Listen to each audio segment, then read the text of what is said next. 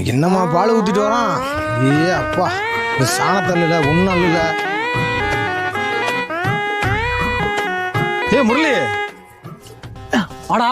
ஏய் என்னடா முரளி, நல்லா இருக்கியா? நல்லா இருக்கேன்டா, நீ நல்லா இருக்கியா? நல்லா இருக்கேன்டா. எங்கடா வேலைக்கு எங்கேயும் போகலாம், என்னடா சாணி எழுதிட்டு இருக்க? என்ன பாரு, நல்லா படித்தேன், கம்பெனியில் பாரு மாதம் 20,000 சம்பளம் வாங்குறேன், மன நிறைவா செழிப்பா இருக்கேன்டா. அண்ணா வாடா கார்த்தி. லோடெல்லாம் அனுப்பிட்டியா? 3 லோடு அனுப்பிட்டேண்ணா. அனுப்பியாச்சா? அனுப்பிட்டேன். இந்த மாதம் பால் காசு எவ்வளோ வந்திருக்கு? கொஞ்சம் குறைஞ்சிருக்குண்ணா. ஏன் எவ்வளோ?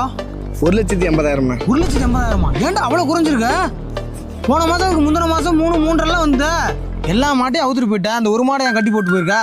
உன் சம்பள காசு எவ்வளோ? 30,000 உன் சம்பள காசு எடுத்துக்கிட்டேன். சரிண்ணா. ஆளுங்களுக்கெல்லாம் சம்பளம் கொடுத்துட்டு என்னன்னு கணக்கு பார்த்து போ. சரிண்ணா. கோபால நண்பா, சாணி எங்கடா கொட்டணும்? சாணி அங்கே கொட்டிட்டு இங்கே கிடக்கிற சாணியெல்லாம் இல்லை, கார்த்திகிட்ட போய் அசிஸ்டண்டாக வேலைக்கு செஞ்சுது. சாணின்றது கேவலம்.